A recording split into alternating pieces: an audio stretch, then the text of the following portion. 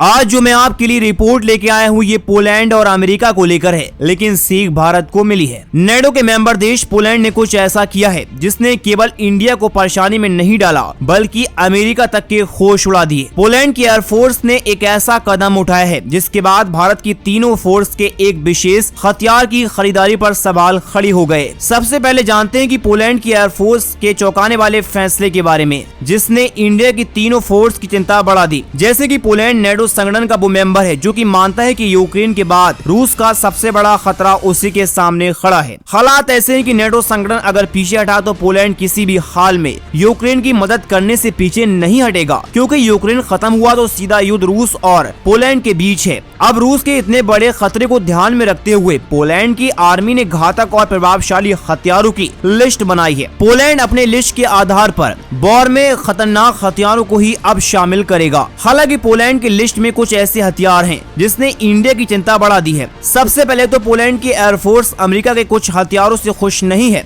और पहला बड़ा एक्शन लेते हुए पोलैंड की एयरफोर्स ने अमेरिका के ब्लैक हॉक यूटिलिटी हेलीकॉप्टर के सौदे को खत्म कर दिया, क्योंकि अमेरिका के ऐसे हेलीकॉप्टर को पोलैंड ने प्रभावशाली नहीं पाया। इसके अलावा पोलैंड की एयरफोर्स ने अत्याधुनिक युद्ध के हिसाब से अमेरिका के MQ-9 जैसे ड्रोन को भी सही नहीं पाया।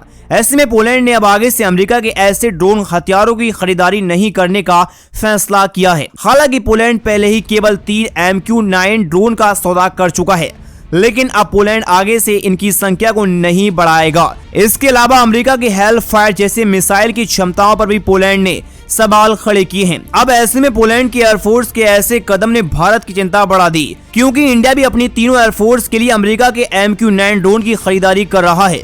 लगभग 3.9 अरब डॉलर में भारत ने 31 MQ-9 ड्रोन के अलावा 170 हेलफायर मिसाइल का भी सौदा किया है।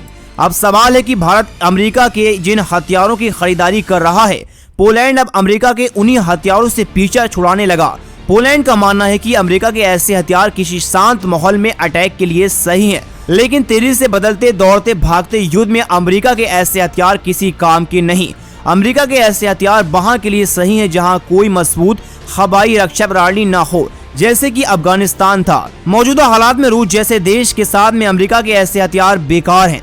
पोलैंड का मानना है कि रूस उसके लिए सबसे बड़ा खतरा है। वहीं पोलैंड ने अपने रक्षा बजट को कई गुना बढ़ा दिया। ऐसे में केवल पोलैंड वॉर में खतरनाक हथियारों को ही खरीदेगा, चाहे वह किसी भी देश का हो। लेकिन अब पोलैंड के इतने सारे सवाल उठाए जाने के बाद इंडिया को भी अमेरिका के हथियारों पर सावधानी से विचार करने चाहिए। दोस्तों, आपको क्या लगता है कि इंडिया ने जो MQ-9 3.9 अरब डॉलर में खरीदे हैं वो क्या गलत खरीदे? आपकी जो भी राय, अपनी राय कमेंट में जरूर बताएं। वीडियो को लाइक करें, चैनल को सब्सक्राइब करें। रोजाना ऐसे ही इंटरनेशनल बुलेटिन देखने के लिए चैनल को सब्सक्राइब कर सकते हैं।